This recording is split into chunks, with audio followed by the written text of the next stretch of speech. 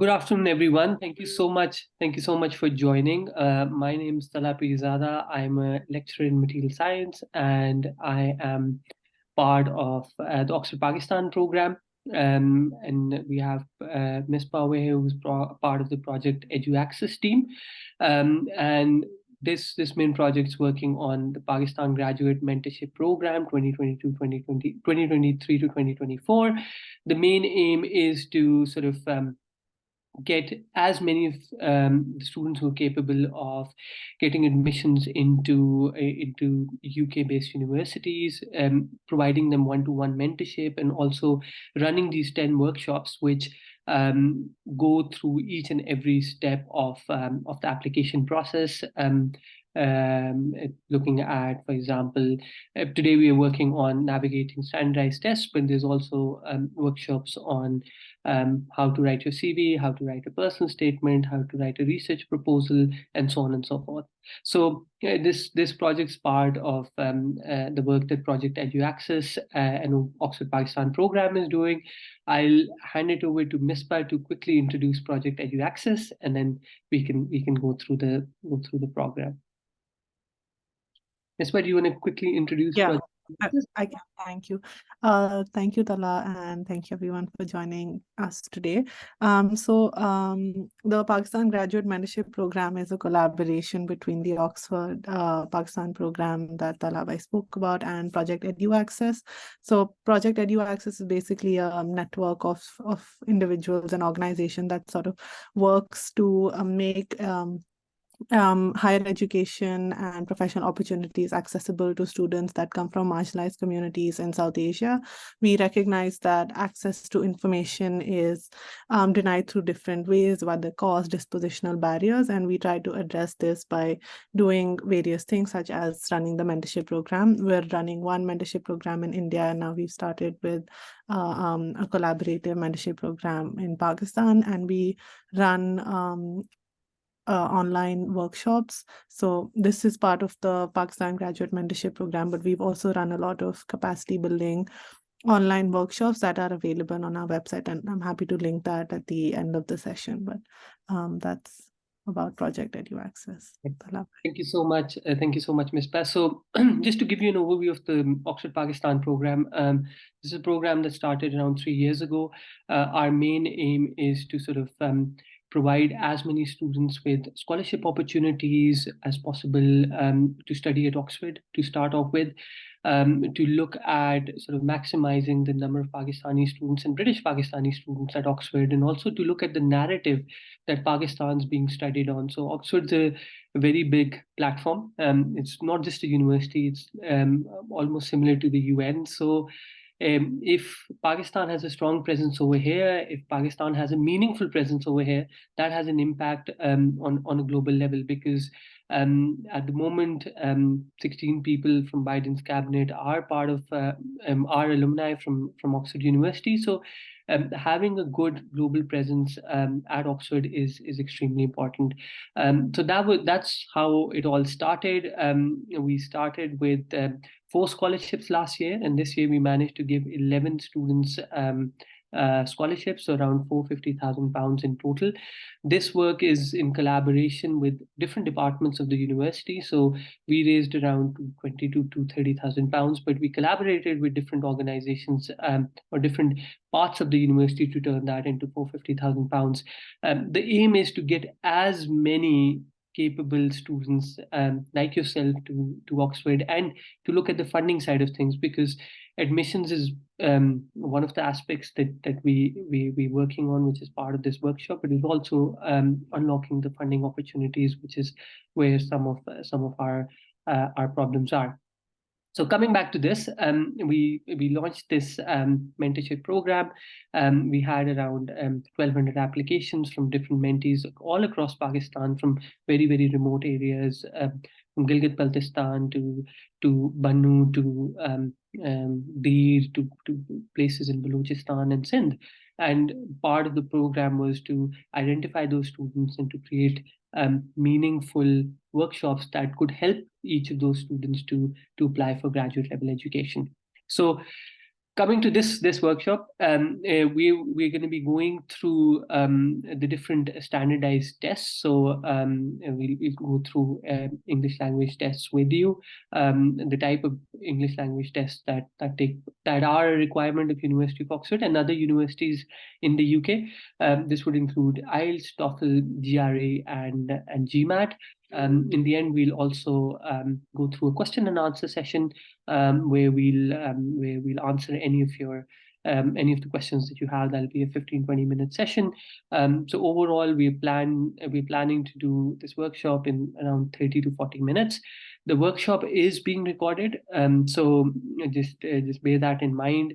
All the questions we'll answer at the very end, so please just note down your questions, and once you've gone through the whole session, we'll answer the questions. So Ms. Pan, next slide.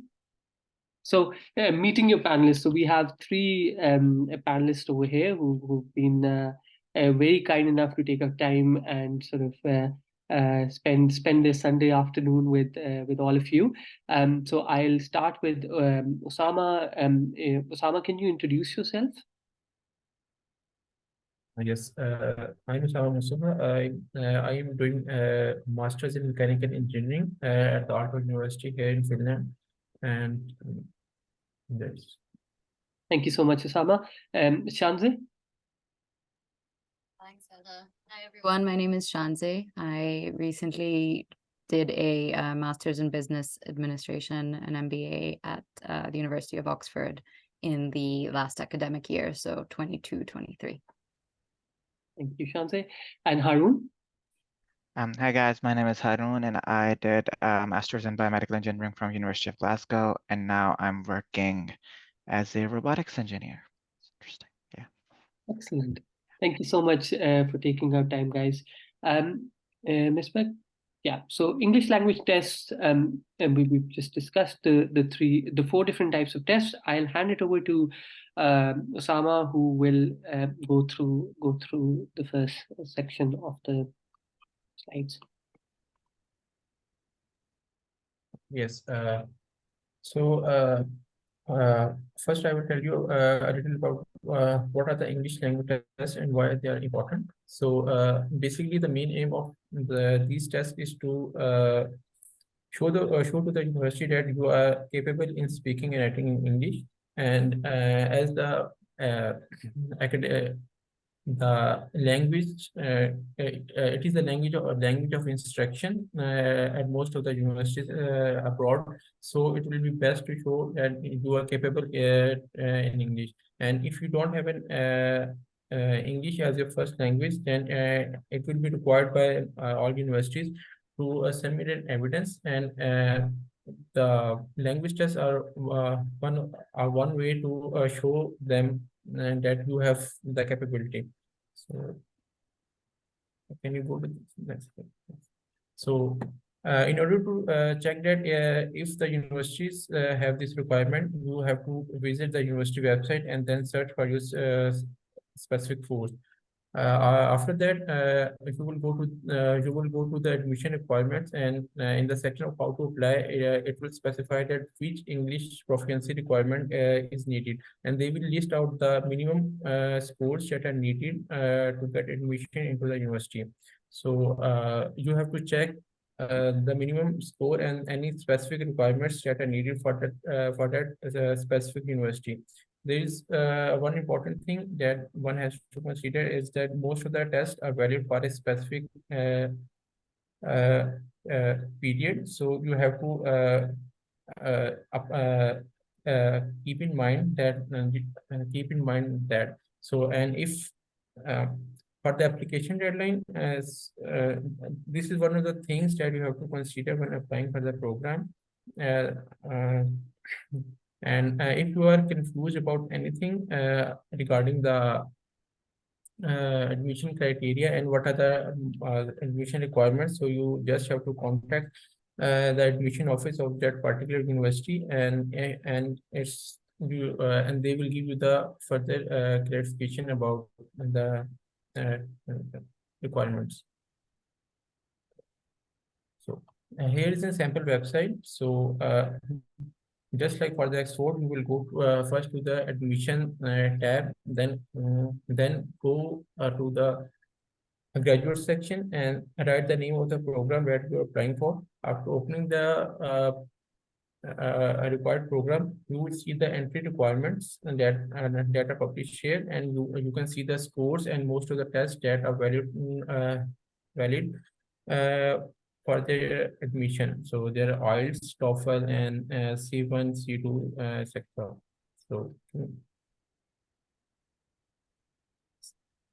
So there are a couple of different types of tests that you can take to show your English proficiency, and most common of these are the IELTS, TOEFL, and Duolingo. And there are some university-based exams as well that you can take according to which university you are applying for. So there is one thing before jumping onto the test is some of the universities they give waivers to their students if they can show show to them that they have been proficient in English, and some of them might waive the test for you. So in order to avail this opportunity, you just have to write an email to the university and ask for it. So you can use a university specific if you can use a university email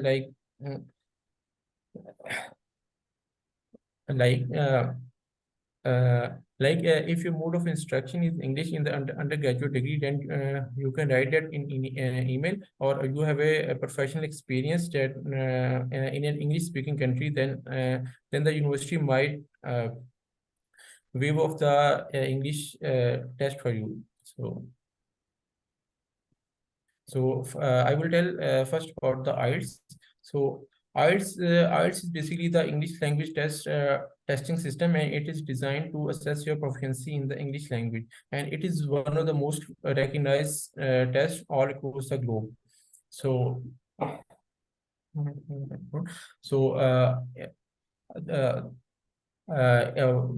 why do you want to take IELTS to study abroad? One of the thing is you have to show the language proficiency that I have discussed earlier.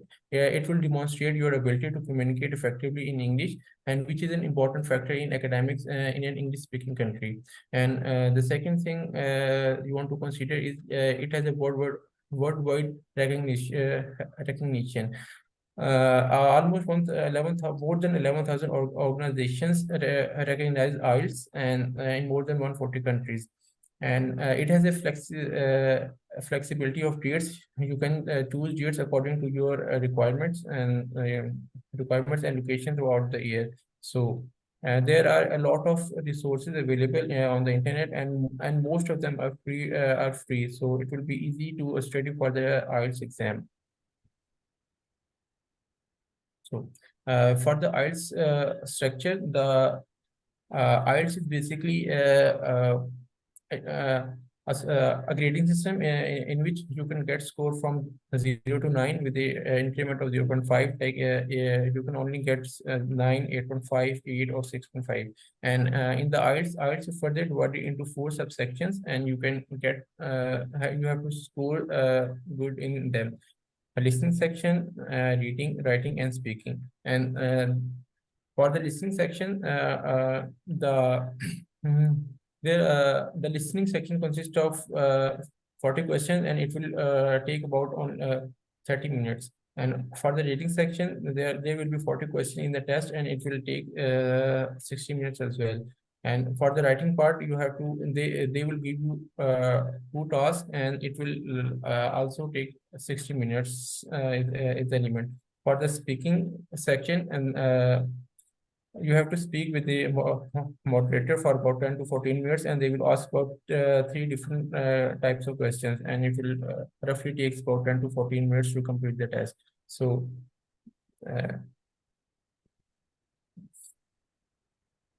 So there are different organizations that conducts IELTS, and one of them is the British Council exam, and the other one is the IDP, and they will all the IELTS from all of these organizations are same. So here is a website of British Council where you can book the IELTS exam. And one of the things that you have to keep in mind, you have to take the IELTS academic, and you don't have to go for the IELTS general test. IELTS academic is universities only consider the IELTS academic test for their admissions criteria. So you will first go to the website and then just go to then book an exam.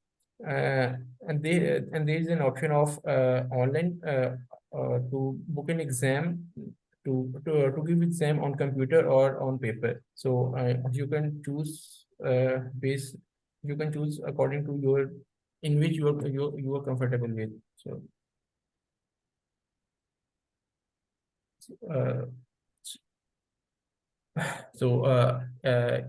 there is, you can take the exam online or in person, and it is available to choose from paper based or the computer based IELTS as well. You can have to choose cheats according to your availability. So that's and there are a lot of material available for IELTS on the internet, and one might find it difficult to where to start the preparation. So we have given you a preparation materials, and it will be enough for you to it will be enough if you just go through them. There is a YouTube channel on of E2 language. It will basically provides you every information that is needed for the IELTS exam, and what are the section, what type of question, and what are the tricks that you can use to ease the IELTS exam. And then there is a website of IELTSonlinetest.com. It basically has all the past IELTS exam papers available, and you can practice it on it as much as you like. So, and in the Google Drive there is some material available for IELTS speaking part and the writing part. So you can avail that as well. So, next. Okay, I'll take over from here. So thanks, Osama. As Osama said, IELTS is the most common, but there are a bunch of other English language tests that you can opt for depending on what your requirements are, and I'm going to talk you through some of them. The first one, the second most common one, is TOEFL or TOEFL IBT. IBT stands for internet-based tests, so that's mostly conducted online, and the format is very similar. 4 modules: listening, reading, speaking, and writing. You can choose to do TOEFL in 3 different modes. The first one is in a test center, TOEFL IBT in the test center. Then you can also choose to do TOEFL IBT at home, which is totally conducted remotely. You don't need to do anything like in IELTS where you have to go to someone to do the speaking section. I think that's the biggest difference between TOEFL and IELTS, that when you're doing IELTS, you have to do the speaking part while you're in conversation with an actual person, while in TOEFL, you just speak into a microphone for the speaking part. There's a third option that I'm not very familiar with, which is TOEFL IBT paper edition, which internet-based test, paper edition of an internet-based test. That's a misnomer, but apparently that also exists. But we would recommend just doing the test at a test center, since it's less variables, it's less likely to have any technical glitches, and you can get your score quicker. As I said, the components are pretty much the same. The test is overall shorter. I think the test that you give at the test center, that's shorter. If you do a paper-based test, that might be a different length, but this is definitely the internet-based test that you do at the test site is definitely shorter than IELTS, but similar format: reading, listening, speaking, and writing. Nothing new here. Then, similar to IELTS, just go to their website. If you end up deciding. We'll talk a bit more about why you would want to choose IELTS or TOEFL, or choose one over the other, or maybe both if you can afford to. But basically, just go to their site. If you've decided that you need to take it, book it in advance, and then start preparing for it. But there's nothing really more to talk about around the booking process. Whenever, for all of these tests, just go online, Google the name of the test, say you want to book it, go to their website, and they make it pretty easy for you to find and book the test. The next slide is around the process. So what I would recommend is, as soon as you've decided that you need to take a particular test, just get a practice test and do it end to end. That will set up a basis for that you'll know where you currently stand and that you'll work upwards from. So that would also help you understand the question type. So basically figure out what the format of the test is and figure out where you need to work the most on. There might be some parts of the test that you're very good at. There might be some parts that you struggle with, and it would help morph your study plan depending on how you do during that initial practice test. It might be worth remembering some key phrases for speaking and writing tasks. It might be helpful if you have some well-written, eloquent phrases for speaking and writing tasks that you just store in your mind instead of trying to come up with them during the test, because tests are really a relatively high stakes, high stress environment. So if you can help ease some of that stress by getting some work done beforehand, that's a good idea depending on how you work. And once you do the practice test, that's what your timeline will depend on. If you score well, that's great. You only need to fix some of the gaps, and then you'll be able to get a good score that's able to take you through your university goals. If you don't score as well, then you might need some more work done.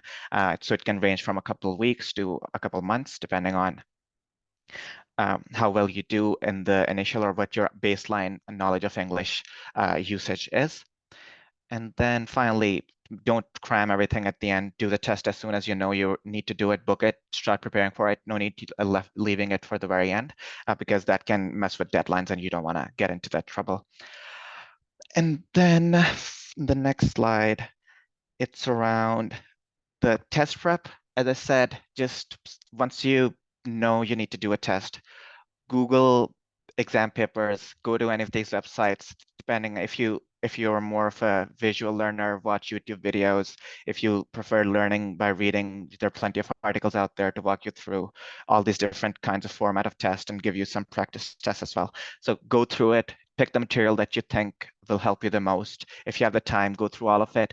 Do as many practice tests as you can, because that's the best way to just calm your nerves during the test itself. The more practice you have, the better the results will be. Yep. Okay, so the difference between IELTS and TOEFL. As I said, the biggest difference is when you're doing IELTS, you talk to a person face to face. I did both TOEFL and IELTS a couple of years ago when I was applying for universities, and I definitely felt that speaking to a person, an examiner for the speaking test, is easier as opposed to speaking into a microphone, because the examiners are usually well trained. They talk to you beforehand, make sure that you're not stressed out, calm you down, and then you can have a normal conversation with them, which feels more natural, more flowy.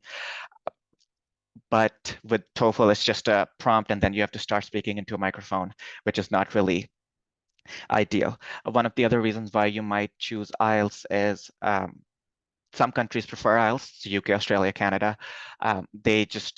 You're more likely to have IELTS as a preferred method as opposed to TOEFL, which is mostly in the States. Not other UK does accept it, but it's mostly in the States. Now with TOEFL, as I said, the UK and US, they accept it, but it's not as widely accepted as the IELTS. Some important points there around the format of the test. It's MCQ style test. I don't really remember the difference between the two, but if you look around, do a practice test, you'll see what the differences in format is. But at the end, it doesn't really matter. The format doesn't really matter, because you need to do the test that's accepted where you want to apply or where you want to go. then there are these non-traditional tests as well, which is Duolingo. If you don't know, it's just an app that started off as an app to help people learn different languages easier. And now they've morphed into, they do English language test as well. I haven't used it, so I can't speak for its efficacy, but it does seem like it helps a lot of people. The only disadvantage is it doesn't, it's not widely accepted because, like, after all, it's an app. There's no governing body. So a lot of universities don't really accept it, but you can see the format. It's a shorter 1-hour test. It's very convenient. You don't need to book slots way in advance or anything like that. You can get results quicker, and it's very affordable. It's a fraction of the price of IELTS or TOEFL. So if you know where you're going and if they accept Duolingo as a valid test, it might be worth looking into, but again, you have to do your own research. We cannot tell you which test is best for you. It really depends on what your requirements are for your future, with whatever you're going to study. And then finally, there are some other tests as well. Some, like the University of Cambridge, they do their own English language assessment that if you think your university or if you're going to Cambridge, they accept it, then that's something that is worth looking into as well.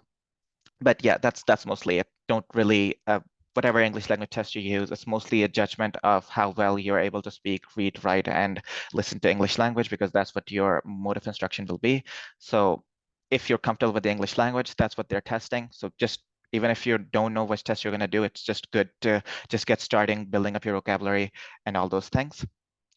Now, I know GRE is a bit more important, since for the States, for almost all graduate programs, you need the GRE test.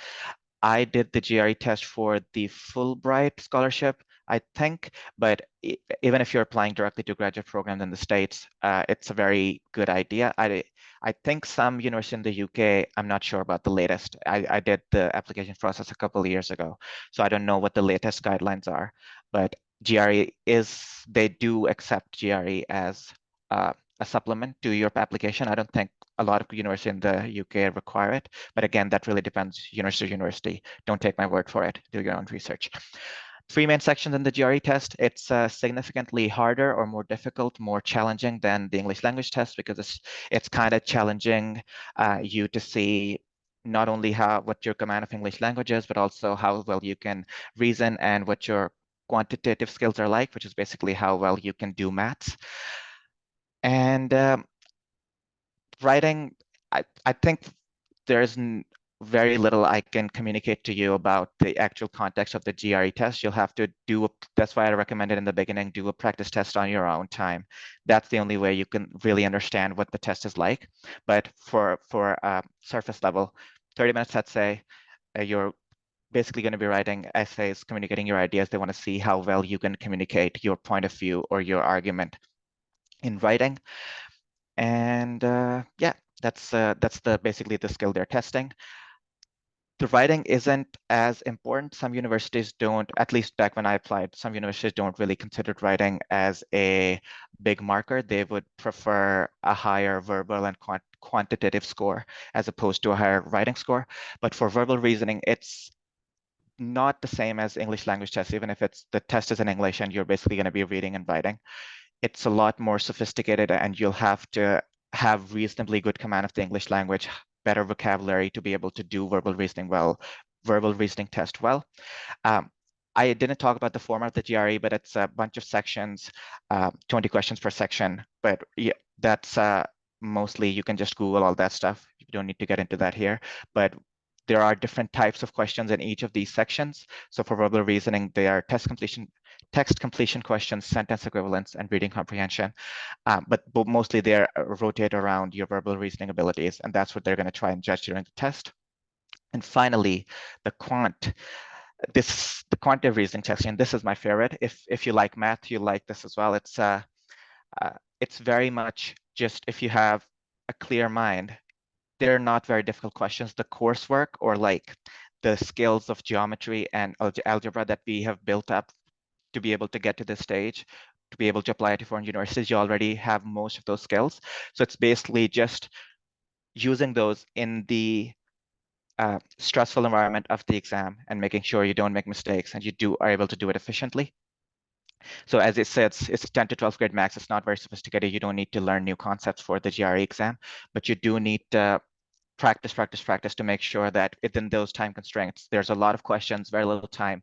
The environment of the test center is very stressful for some. So if you get caught up in that, if you don't have decent practice, you'll make mistakes that you wouldn't have if I just gave you the questions right now, because you're able to think clearly. So it's the whole point is make sure you practice, no matter how good your maths is, because if you don't perform on the day, you'll get a poor score.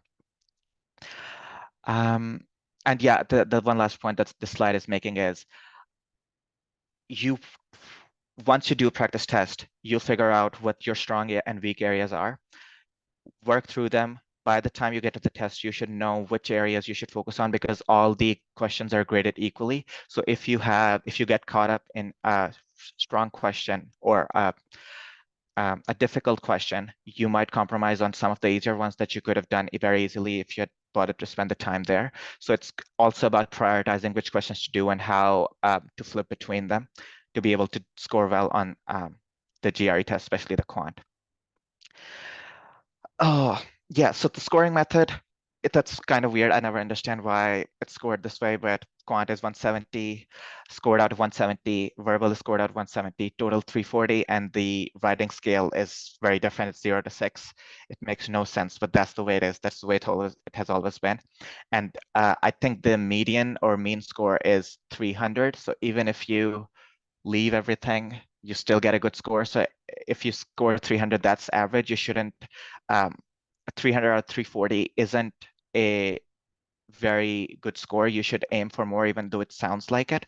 So when you're doing the practice test, you should aim for, there are a lot of people, I myself got a perfect quant score. That's very easy to do if you know your math concepts very well and you're able to keep your head straight during the test.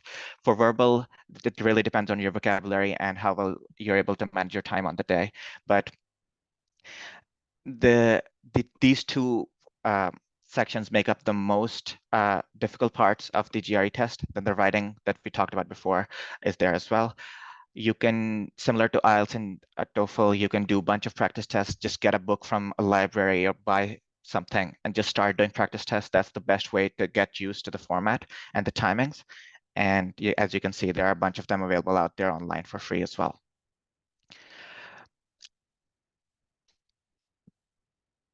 Now, because it's a challenging test, you don't want to do it if it's not required. So make sure that once you've decided where you want to go and what course you want to do, make sure it's a requirement. And within the requirement, if it's mandatory, if it's recommended, or if it's not mentioned at all. If it's not mentioned at all in any of your prospective universities, great. You don't need to do it. If it's recommended, it's generally a good idea to do it. I know some people try to reason their way out of it's too much work, it's too expensive, all of that. But at the end of the day, if you have this out of the way beforehand when you're making the applications to universities, it's a way easier experience than having to selectively choose universities and neglecting anyone that require a GRE because you never did the GRE when the time was right. So make sure that you've done all that homework beforehand and so that you don't get stuck up in that place. And then let me see the previous slide again. The last part there is, yeah, so if you have a weaker profile, if you have a subpar GPA, getting a great GRE score can really supplement your profile. So it's a very good idea. If you think you can do well, even if it's not required, I'll highly recommend that you do go ahead, study hard, work hard, and then get a good number, because that number really elevates your profile from all the others who might have better GPAs, but might not have such a great GRE score. Okay, next slide. Yeah, well, for GRE, I think IELTS is only valid for a year or something like that. TOEFL similarly, but GRE is valid for 5 years. So even if you think you want to do PhD somewhere down the line in the States, it might be a good idea to just work on it before your master's application. If you get a good score, you will be able to use it after your master's for your PhD application as well. But of course, the recent, the better. So don't think too far. If you don't really need to take GRE, you don't need to. But the scores are valid for 5 years, which is an added bonus. make sure that some people don't get, just like SATs for undergraduate, some people don't get their required grades for the GRE. So make sure you leave enough time to do another hit. I have mixed feelings about this, because if you always think, oh, I can always take it again, you might not work as hard as you would otherwise. So depending on how you work, that's fine. It's the goal is to get a good score. You can get there in 1 try, 2 tries, whatever you want to do. With prep time, it really depends on your pre-existing knowledge and comfort with the exam and the style of the exam and the content. So the general guidelines is you want to give it at least a couple months, and the goal is just to work hard. You'll get a good grade. Just work hard. It's not about, oh, I need to give it 4 to 5 hours a day. There is a bunch of work that needs to be done. There's a mistakes that need to be made. You need to make those mistakes out of the exam hall, so that when you go into the exam, you get a good score. So make sure that you give it ample time. Just commit to it. Make sure you go through it. Don't overdo it, but take breaks. But make sure that you are regular with it, and inshallah, you'll get a good result. And then finally, next slide. Yeah, a bunch of resources. There isn't a lot of novel information here. Google it, find GRE guides, YouTube videos. There are a bunch of information out there. I would recommend Magoosh. I think I used that when I did my test as well. It's a really good vocabulary building tool, and it's for GRE, vocabulary is very important, both for the reading and writing tasks. And there's a Google Drive link there as well for some added resources. Let's talk about approaches. I think we already talked about give it enough time. That's obvious. You can, if are familiar with flashcards and you think they work for you, great. Make sure you try and make good use of them. I think the third point is self-evident. You want to make sure that before you start studying for GRE, you want to make sure that you actually need it and that you're focused towards it. Take a mock test before starting preparations. That was the first point I make that for TOEFL, IELTS, whatever, every test. Do a mock test that will get you in the right headspace to be able to figure out what your limitations are and what you need to work on, so that you can prepare accordingly. And set a target date for taking book the test. That'll motivate you to do the hard work that entails. Okay. Miscellaneous advice. After every test, you can choose 4 institutions to send your scores to for free. I think because I applied for Fulbright, I noted down the Fulbright code and I added that on the day so that the test results got sent there automatically. I didn't have to pay for them. But if you're applying for individual universities or any other organizations that require your test scores, it's good to note down their institution codes. I think you can just find them on their website of where they need the test results sent to. But yeah, make sure you send them, make use of the 4 free test reports that you can send. If only one of your target institutions require GRE, reconsider application, because GRE is a significant time and work commitment. So you don't want to go ahead and spend all that time just to apply for a single place. It's single program. If a lot of the programs that you are looking at don't need GRE, think about not doing it because it is a significant time commitment. I'm not trying to scare anyone away. Just know that it takes hard work and the benefit is worth it, but it's not going to be easy. Well, I don't know if that's demotivating, but it's fine. You'll be fine. Just do the hard work and you'll be all right. Try to, yeah, okay, keep checking your website to get latest. Yeah, the other stuff is around, just make sure you have up-to-date information. Some of the information that we've presented, you make sure you double check it.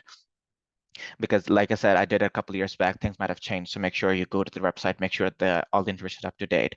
If there are any changes in the test patterns or test structure, you should know them, and then you can carry on with the preparation if you do decide to go ahead with the test. And I know I've taken too long, so I'll hand off to Shanze. Please go ahead with the remaining. Thanks, Harun. So I'll just cover a bit of the GMAT structure. It is actually in principle very similar to the GRE in terms of what it's trying to test, how you'd think about strategies to prepare for it and take it. I did it back in 2021. as part of application to business school. So yeah, just to start off, the GMAT stands for the Graduate Management Admissions Test. So it's a standardized test. It's typically used for business-related graduate programs like the MBA, Masters in Management, Masters in Finance. So it's a little bit more specialized perhaps, but there are also situations in where it's starting to be used for different types of subjects. It's really looking to evaluate your essential business skills, kind of qualitative foundations, critical reasoning, reading comprehension. So actually very similar to GMAT, and we can, to GRE, as Harun went through. We can talk a little bit about how they might differ, because they do, but it is generally one that traditionally speaking was used more for business schools and those types of programs. It's computer adaptive as well, and it has a algorithm based on which it's not calculating your overall score based on number of right and wrong. It kind of adapts as you go along. So it's a little tricky in that sense, but it's just one to get used to how it runs. Similar to GRE, it's valid for 5 years. And yeah, in the last few years, they've introduced both an online version since COVID, which I've taken a couple of times, and the test center version as usual. So the prices do vary slightly. But there's also a different experience that comes with doing it online versus offline. So happy to answer more specific questions if you're considering that. So yeah, who needs to take this test? Again, I'm not sure how many of you this would apply to. It really will depend on whether you're pursuing business-related graduate programs like an MBA program or other business school degrees in North America and Europe. So really do that homework. Harun said it a few times, but if it is a requirement, look into your strategy for how you want to go about preparing for it. There's also, to the last point there, some business schools are now accepting either GRE or GMAT. So they've opened up the requirements for you to do either based on your preference. And in some cases, schools are even waiving the requirement for it if different circumstances apply, but you really need to look into what the school's waiver process is and how you'd get that if that does apply. When I was applying, it was still very much a standard thing that was required, either GRE or GMAT, so across the schools I was looking at, but do look into that. Yeah, things are always evolving. As Harun was saying, the test, since I took it, was the traditional GMAT test. Just as of this month, they've launched a new version called the GMAT Focus Edition, which, as I'm understanding it, what I've looked up so far, looks like a much better version. So it's more condensed in terms of the number of required sections and questions. And then it also allows you a little bit of room to be able to save your answers in one section and go back to maybe change a few answers, which in the regular GMAT, you don't have that option. Once you've selected an answer and it's computer adaptive multiple choice, you can't go back to those questions again. So this is really exciting. I wish I had this when I was doing it, but it's worth looking into. So far, from what I understand, all things being the same, price-wise, etc., it would be a better test to do if it allows you more advantages. So what does it actually test? Again, very similar to GRE, there's a quant section. So there's problem solving, data sufficiency questions, different styles of questions. A data sufficiency, for example, is a very particular GMAT thing where they're not actually asking you to answer the question, but they're asking you, have we provided you enough information for you to be able to answer the question? And so you have to figure out how you would answer it. So it's really just logical reasoning. So you're working across arithmetic, algebra, geometry, word problems in the quant, and in verbal, it's reading comprehension, critical reasoning, and sentence correction. There's no vocabulary testing in the GMAT, which I think is slightly different from GRE. And then there's a few of these other sections on integrated reasoning and analytical writing. So integrated reasoning is looking at your ability to analyze information that they give you in different formats, similar to what you would be doing in kind of a business analysis scenario. And then the analytical writing assessment is like an essay on a topic that they'll give you. Again, in the Focus Edition, I think it has fewer of these sections, so it doesn't include all of them, so it's worth looking into. And then similar to what Harun was saying, it's really not about testing like your knowledge base on each of these. It's a fundamentals set of concepts that you'd go through in like 10th grade of math and English, but it's really looking at your deductive reasoning around it. So that's what they're looking to test. So strategies for preparation, similar to all of the ones we've been talking about, just plan out your timeline and give yourself enough time to work through it. Similar to what the other speakers were saying, try out a practice test. There's a few free ones available on like a couple of university websites and on the GMAT official website, which we've linked later on. So just give yourself a go to see like how does it feel for you. Try out both GMAT and GRE, for example, if you can get access to a free test, and see how does it feel. Which one would you want to consider putting this significant amount of time towards? And then set up your continuous testing strategy. So again, it's not, you might want to find time to deep dive to refresh on all the concepts, but really then you need to leave yourself time to practice. And that's going to be up to how much time you have available based on other things that are going on. So plan that out. How much time do you want to put in? How much time can you put in? And then what are the areas that you think you should be working on? Spotting patterns of types of questions that perhaps you're weaker on, types of concepts that you might want to practice. But really, I think the biggest thing with the GMAT is like your battle with your own brain. So how are you handling the speed, the anxiety? So you could be doing practice questions and getting them right, but when you're in a testing environment, it could be quite different. So how do you give yourself the chance to practice that in as much of a testing environment as possible? I found that to be probably one of the hardest parts, but one that you just have to give yourself space to do. And then prioritization just means, I think it was similar to what Harun had mentioned, you can't really cover all of the different concepts and types of questions really well, but look at like, what are your lowest hanging fruit? What are the ones that you could say get really good scores on, and maybe some others that you might want to sacrifice. So it's just about looking at all of those different question types. And then, yeah, in terms of planning, it really is the working backwards strategy. You know, when do you want to apply by, when do you then need the results by, giving yourself enough buffer time to get the results. You can get unofficial scores as soon as you take the test now, so it kind of pops up on your screen. And then you need a couple more days, maybe a week or a few weeks to get your official score result. So work backwards from how much time you want to take to prep for that, take practice tests.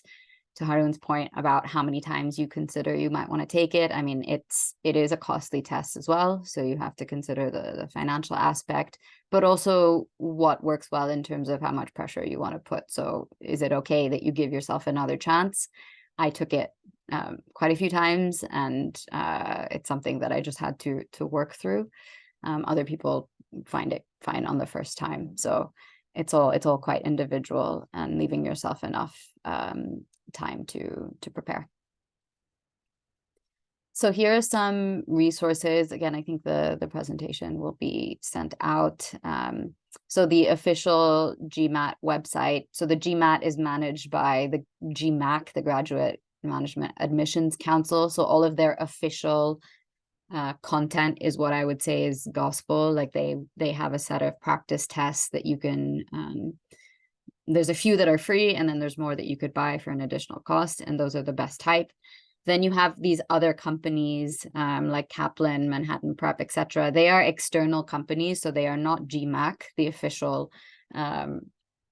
body that administers this test, but they have prepared a lot of materials as well as their own. They've developed their own algorithm for their own form of practice test. So you could also try some of theirs, but that's just to note that that's not the exact same algorithm, because no one has the algorithm except GMAC. So they've just recreated it for purposes of practice. So here are a few resources you could check out for practice tests. And yeah, some similar ones, I think, just on how to keep up the motivation. I guess a tip from my perspective would be the GMAT or the GRE takes the most amount of time if you are looking to do that as part of an application process. So do plan enough time for that, but also remember why you need to be doing it. So what are the other elements of your application that maybe you want to work on bit by bit alongside, just to give yourself the motivation that the GMAT or the GRE score is not the end goal. It's like a means to an end. So maybe just keep it going with some other elements of your application, your essay writing, your statement writing. So you know that this is part of a bigger process and you're not just stuck on quantitative reasoning questions for the rest of your life. Some common misconceptions that I think mostly we've kind of covered. It's not all about math and grammar. It is primarily a critical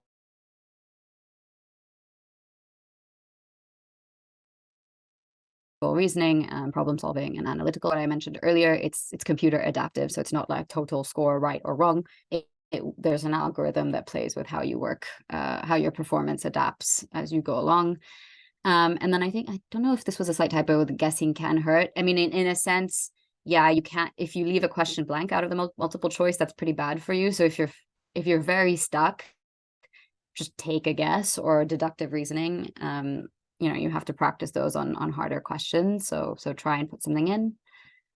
Next slide, please. I'll just whiz through the last bit of this. And again, yeah, it's not about the math and English skills.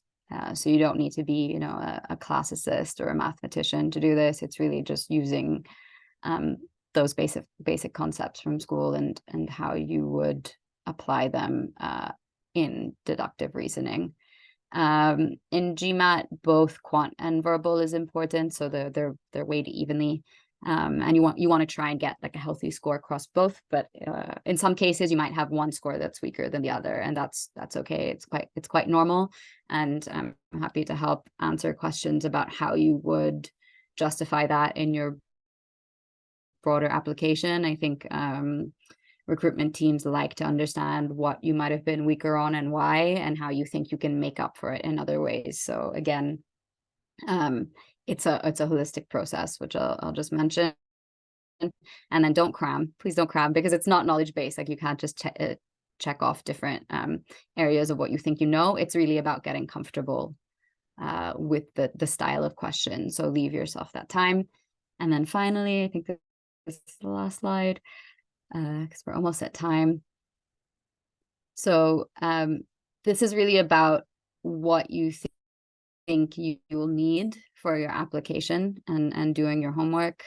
You know, different business schools will have different average scores or required scores that they say that they need, but really the GMAT is one component of your application. So I can't stress this enough, because I went through the whole journey of being quite taken by the GMAT and really obsessive about my scores, and then learning about how some of the other parts of your application are important as well, and how you can use other parts of your application to explain your GMAT journey. And I think they value a lot of openness and transparency around how you learned, how you prepared, because that's the real world. The real world is not taking a standardized test. It's how you would approach a challenge and how you rise to it. So yeah, just do some of that background thinking around what the schools require. Don't worry if you don't ace it in the first go, if you want to take another crack at it. And then, yeah, just find your bank of building as many free practice tests as you can get. And if you're able to purchase a few more.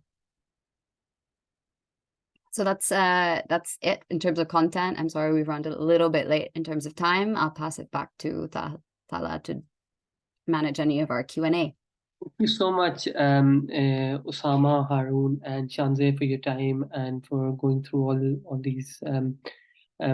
these slides. Just one thing to add before, which everyone's reiterated, but I would want to reiterate again.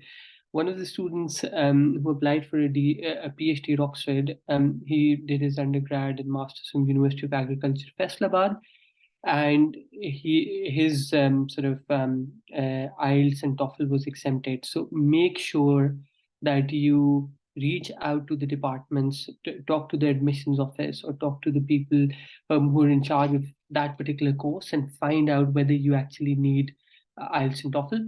If you need it, then obviously that's necessary. But make sure you do the due diligence before you jump into any of these. And as Chandra suggested, that after COVID, there's been even in the US universities, there has been sort of GMAT and GRE waivers.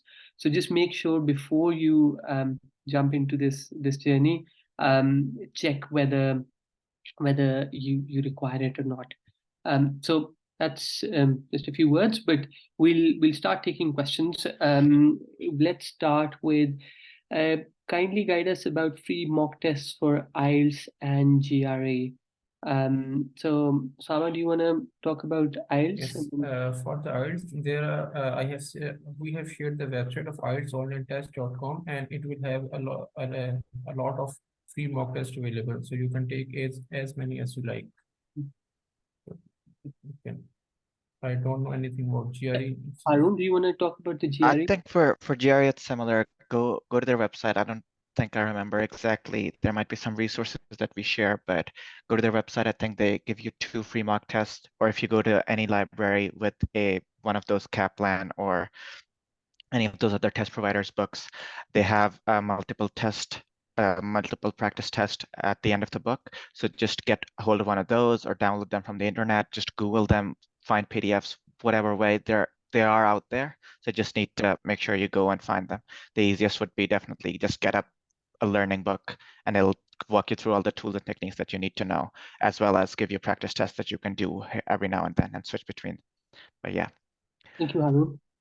Alina, it depends whether you need sort of GRE or GMAT for PhD in physics and material science. I did my PhD in material science, and there wasn't a requirement in the UK, but it could be a requirement in the US. So just make sure to check before sort of doing that.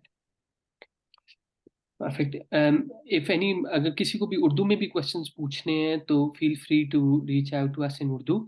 अगर किसी ने mic खोल के question करना है तो हम सारे इधर हैं, तो please feel free to raise your hand and then unmute yourself, and then we'll answer the questions in Urdu as well. How does TOEFL IELTS accommodate speech disorders? So that's one question that I was asked before as well. Speech disorders. Osama, do you have any information how IELTS looks into that? Yes, there are options available for a special test, and you have to select those and then check with the British Council or IDP, the organizations that are organizing these tests, and they will accommodate your requirements. If कोई भी अगर कोई मसला होगा तो उसके लिए accommodate करेंगे आप speech disorders. बिल्कुल ठीक है. Harun, does TOEFL have a similar sort of? I wouldn't know. I think the test, as I said, it's mostly done. It just asks you to record your answer in the microphone. So any arrangements that have to be made must be made beforehand. Whereas for IELTS, I think because there are people around, you can figure some stuff out. But if you have any kind of impediment or anything like that, please make sure that you reach out to them beforehand and ask them what their policy is like or what arrangements that you can make, instead of just hoping for the best. Thank you, Harun. How much time is required for IELTS preparation if you start from scratch? So, you want to answer that, Sama?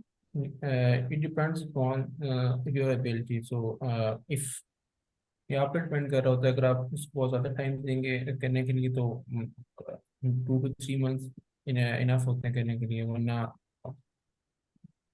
वरना आपके उसके ऊपर होता है कि आप कितनी जल्दी उसको ग्रैस्प कर सकते हैं आइल्स के. और वही एक प्रैक्टिस टेस्ट आप करें, और उससे आप you can very easily figure out way you are, और उससे आपको पता लग जाएगा कितने टाइम की जरूरत है. बट एज उसामा सेइंग कि 2 से 3 महीने hopefully.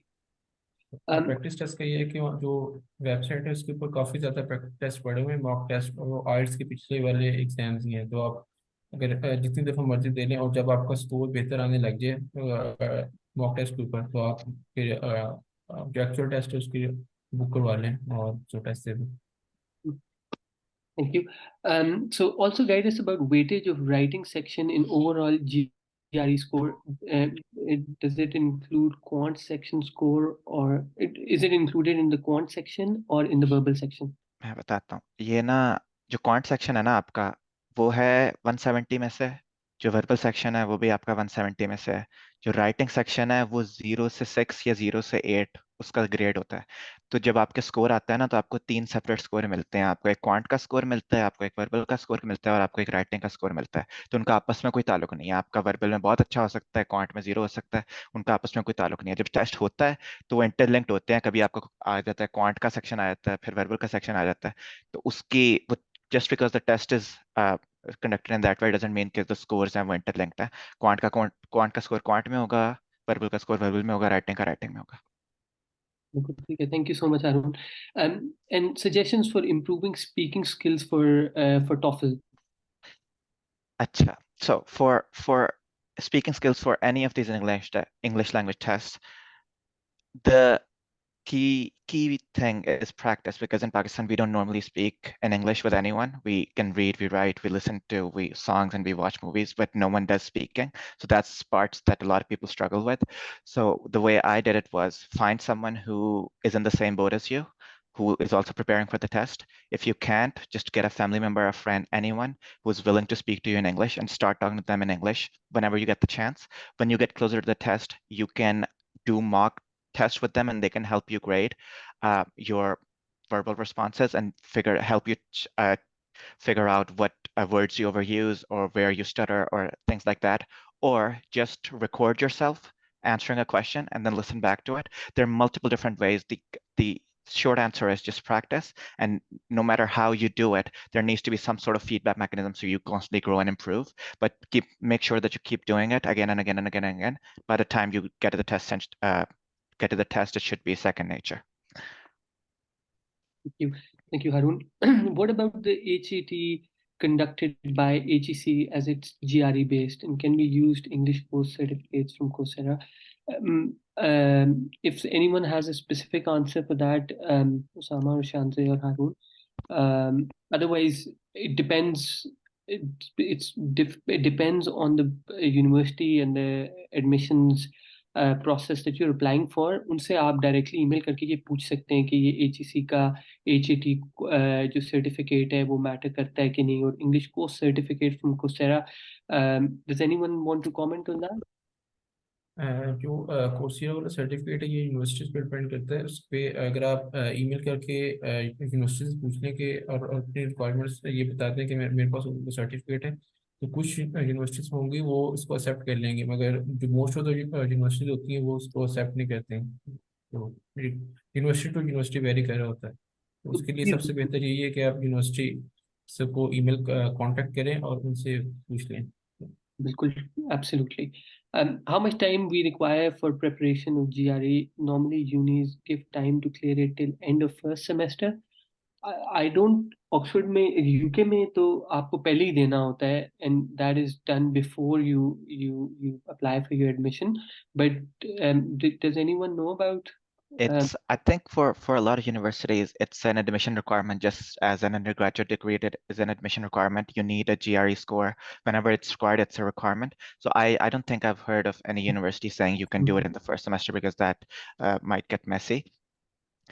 But The only exception. Oh, sorry, go ahead. Go ahead. No, the only exception that I've seen is mostly it's a requirement as you submit your application with everything together. Mhm. Some universities might have, if they have like an interview process, might want to have a conversation with you because if they like you in other regards, but they see that perhaps your score on one of the standardized tests is not where it needs to be, they might give you a little bit of leeway to say, whilst you're interviewing, would you be willing to retake the test? I've seen that in 1 or 2 instances, but typically it's required before you apply. And definitely before you start the course altogether, the program. GRE isn't usually required for programs in humanities and social sciences. Does it apply to universities in the UK as well? Again, it depends on, for example, यहाँ PhDs के लिए most programs के लिए आपको GRE UK के अंदर तो नहीं requirement. बट अगेन जिस भी यूनिवर्सिटी, जिस भी कोर्स के लिए आप अप्लाई कर रहे हैं, just look at there as Usama went through the university application process, उसमें रिक्वायरमेंट आपको फौरन ऑनलाइन ही नज़र आ जाएंगी और वो रिक्वायरमेंट आपको क्लैरिटी दे देंगी. अगर नहीं तो then that course would have an admissions at the rate of whatever email address, and you can just write to those write to that email, and you'll find out whether it's a requirement or not. US may it is required for most degrees, or I think Shanzeh, you might be able to comment on the business schools in the UK. They require GMAT mostly. Yes, mostly all UK and European business schools will require either GMAT or GRE. I'm interested in social sciences and humanities subjects, which are more qualitative in nature, not quantitative. Then, which test is good for that? TOEFL, IELTS, GRE, Duolingo.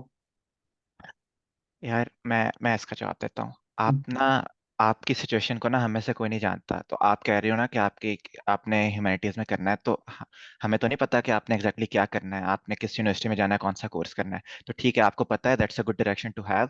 आपने जाके देखना है हर university की website पे जिसमें आप interested हो कि भाई आपको क्या चाहिए. वो देख आपको बता देंगे. उनको भी वो छुपा के नहीं रख रहे हैं इन्फॉर्मेशन, उन्होंने पब्लिकली डाली हुई है. उनको भी चाहिए अच्छे बच्चे कि वो आए हमारे पास, तो उन्होंने लिखा है कि भाई ये ले आओ, हम आपको रख लेंगे. तो आपने खुद जाके देखना है कि भाई आइल्स चाहिए, जीआरई चाहिए, या कुछ भी नहीं चाहिए.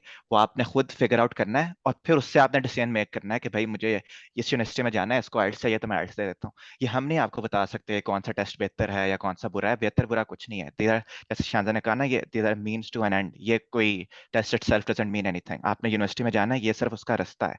वो रास्ता कौन सा आप लेते हो दैट डजंट मैटर. कोई एक रास्ता आपको बेहतर हो सकता है, लेकिन वो आपको ही पता है. वो हम नहीं आपको बता सकते कि आपके लिए कौन सा रास्ता बेहतर है. बिल्कुल ठीक कहा है हारून ने कि ये again you will have to figure it out. आप जाओ यूनिवर्सिटी की वेबसाइट पे, आपको वहाँ सारी इंफॉर्मेशन क्लियरली अवेलेबल होगी. So and in a way we won't be able to answer these questions. We coming to paper writing, what is your opinion on whether we should opt for computer based और paper based IELTS? Again ये आपकी preference है. आप कौन सा पसंद करते हो, which is sort of more easy for you to do. तो आप again it's sort of your preference. Okay. Any last few questions?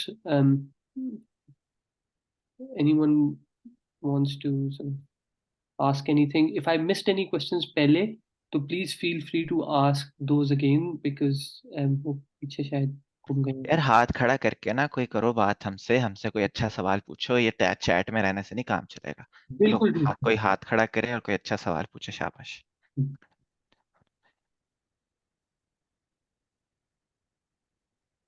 ऐसे तो नहीं बच्चों, ऐसे ऐसे. चलो जी, माशाल्लाह हाथ कासिम भाई. उठाओ. हाँ, Qasim, please feel free to unmute yourself और आप क्वेश्चन पूछें.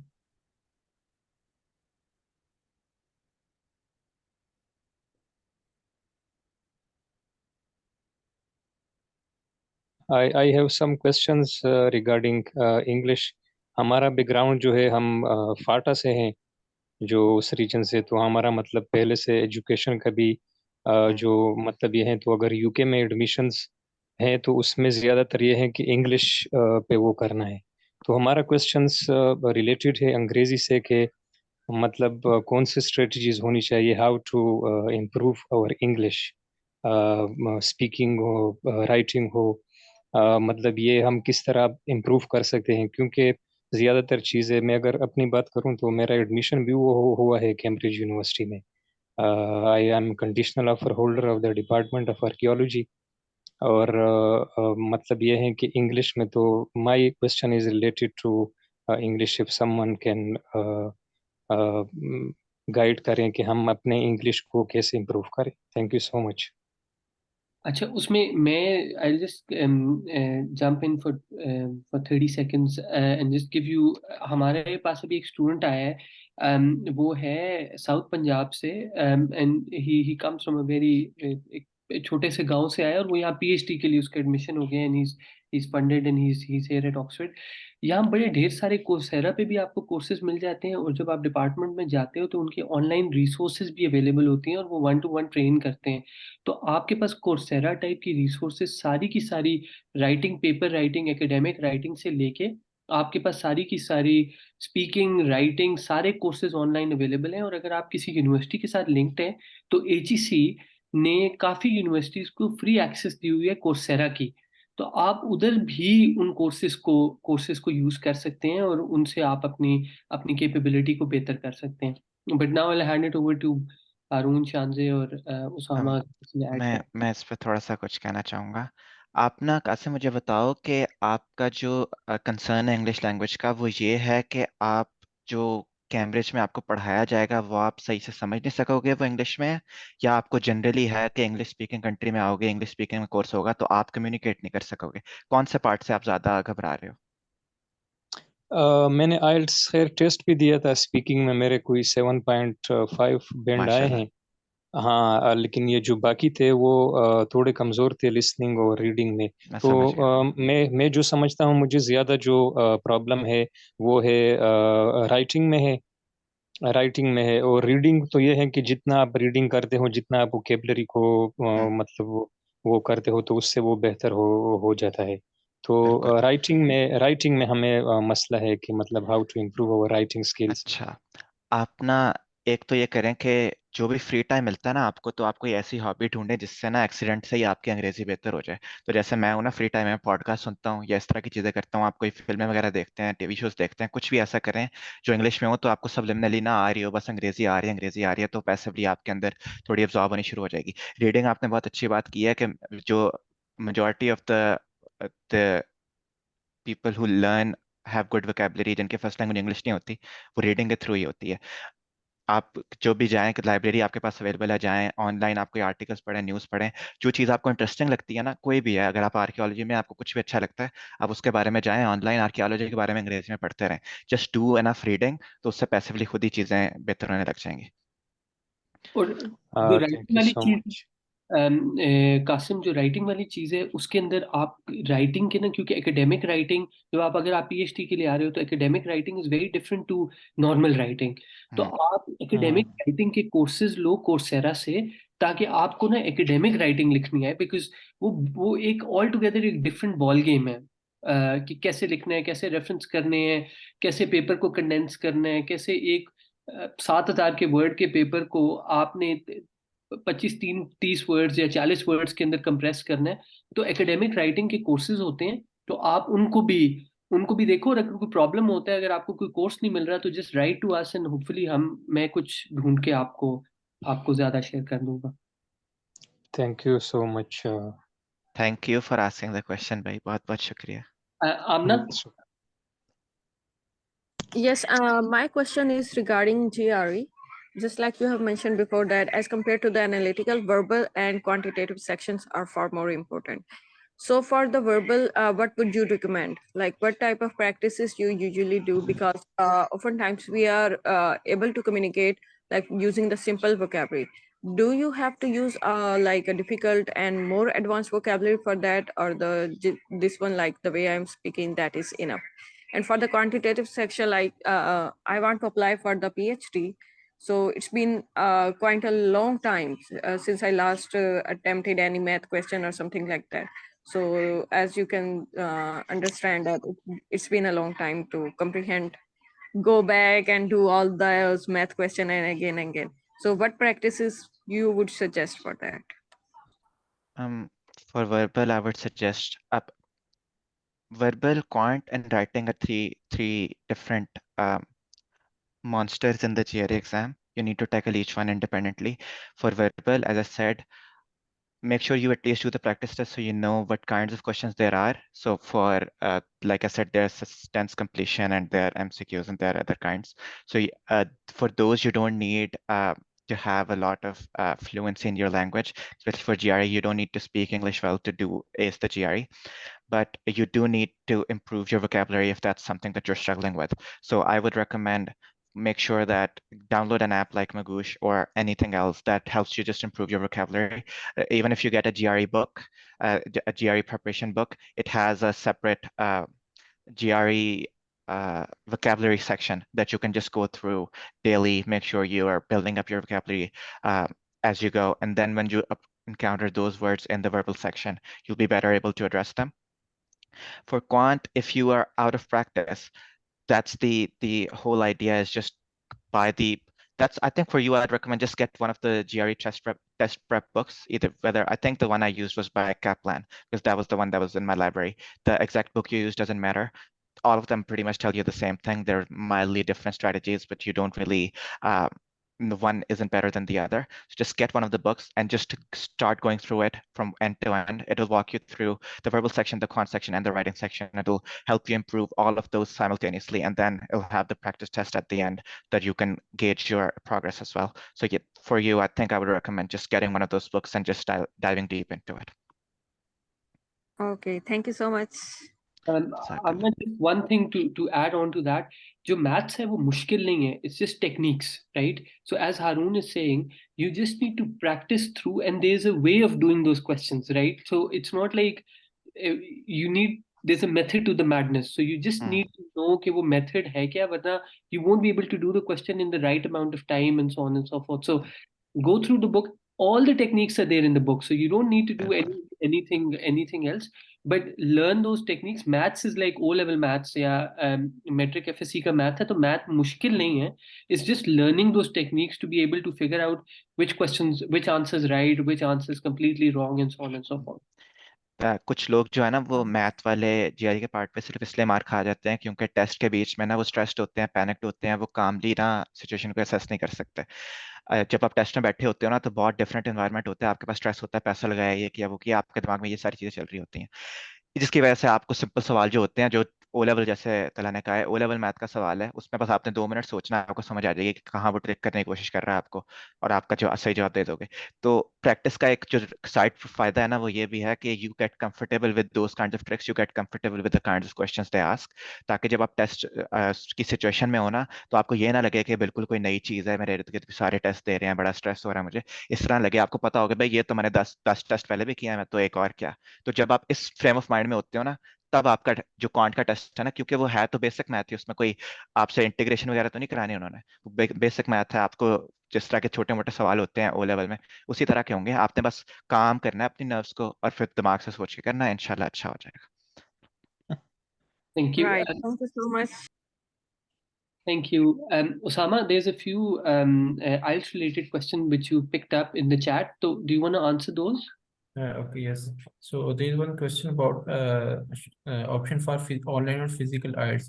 So I would recommend a physical exam because there are a couple of things that could go wrong when you can give an online exam. Your laptop might broke or there is some load shedding something. So I would recommend a physical IELTS. And which is better, IELTS writing test or computer based? I would recommend यहाँ पे depend करता है कि आप paper based देना चाह रहे हैं या computer based. Next question is for Australia 476 which test is better?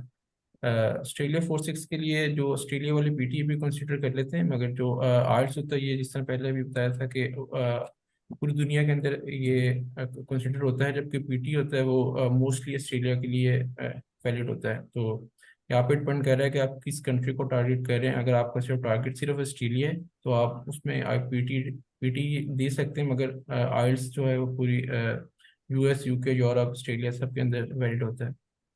Next is available which provides the best mock test. Mock test के लिए जो रिसोर्सेज है वो आपको लिंक भी दे दिया है और उसकी वेबसाइट भी बता दी है. एंड नेक्स्ट की it will be appreciated recommend few institution. And if I have done specialization in IELTS preparation, English grammar, as I was about to do this, can use this certificate as a proof of English proficiency. इस तरह की जो जितने भी universities हैं उन्होंने अपनी requirements दी हुई हैं कि IELTS से कितना स्कोर चाहिए, टॉफल कितना चाहिए. तो अगर इस आपके पास उसके अलावा कोई भी सर्टिफिकेट है तो वो यूनिवर्सिटीज बेहतर बता सकती है कि वो उसको एक्सेप्ट करेगी कि नहीं. तो अगर आपके पास सर्टिफिकेट है तो आप यूनिवर्सिटी से कांटेक्ट करके उनसे आप पूछ सकते हैं कि ये मेरे लिए वैलिड होगा कि नहीं. Can university change the test type of our choice possibility? इसके लिए ये आंसर है कि यूनिवर्सिटीज़ में सारे यूनिवर्सिटीज़ हैं उनके लिए हर टेस्ट वैलिड होता है. वो उन्होंने अपनी वेबसाइट पे दिया होता है कि आइल्स के कितना चाहिए, टॉफल कितना चाहिए, पीटी कितना चाहिए, वो यूनिवर्सिटी की वेबसाइट से आपको पता चल जाएगा. And HSC conducts tests like HAT, which is based on GRE and even PU. Group based in GRE, the hat is good for achieving promoted scholarship, but can't be helpful for other scholarships which are not promoted by their side. इसका answer अगर कोई देना ये चाह पूरी रहे हैं बात है कि अगेन वो एचईसी वाली चीज अगर वो यूनिवर्सिटी उसको एक्सेप्ट करती है वेल एंड गुड, अगर नहीं करती तो वो कोई इंटरनेशनल स्टैंडर्डाइज्ड टेस्ट नहीं है, वो इंटरनली अपनी स्कॉलरशिप्स के लिए करते हैं एचईसी वाले। तो दैट्स सॉर्ट ऑफ आपने अपनी वही जो हारून थोड़ी देर पहले बात कर रहा था, ये सारी वो रिक्वायरमेंट्स और वो सवाल हैं जो कि आपको यूनिवर्सिटी आंसर कर सकती है, हम उस तरह नहीं आंसर कर सकते। एंड आई थिंक जी जी नहीं नहीं बस ठीक है, सारे क्वेश्चंस आई थिंक आंसर करती हैं, अगर इसके अलावा किसी का है तो the last question जो सदाम ने दिया है, अगेन ये आपको एडमिशन मिल गया है, यूनिवर्सिटी कह रही है आइएलटीएस सर्टिफिकेट चाहिए, प्रोफेसर कह रहे हैं नहीं चाहिए, तो ये आंसर प्रोफेसर और यूनिवर्सिटी के दरमियान कहना, मतलब यूजुअली अगर प्रोफेसर कह रहे हैं तो professor should be able to write to the university and give you a waiver, this is just write to your professor. So we have 2 more minutes। किसी का कोई और क्वेश्चन है, आखिरी 1-2 क्वेश्चन तो हमें बता दें, if you want to raise your hand and ask us a question. हम आपको स्लाइड्स और इसका रिकॉर्डिंग का लिंक भेज देंगे, और अगर कोई और क्वेश्चन भी हुए तो आप you can always write to us.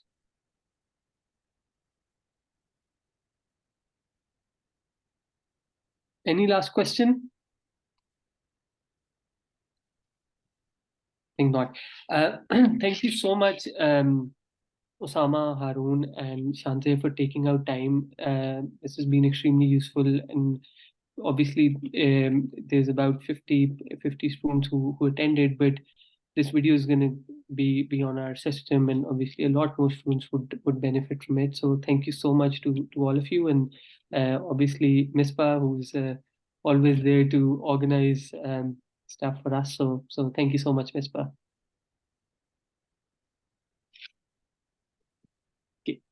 Okay, ठीक है जी, अल्लाह हाफिज। ख्याल रखो सब भाई, बाय बाय। अच्छे से पढ़ो, अच्छे से टेस्ट देना, बाय बाय। Thank you. अल्लाह हाफिज।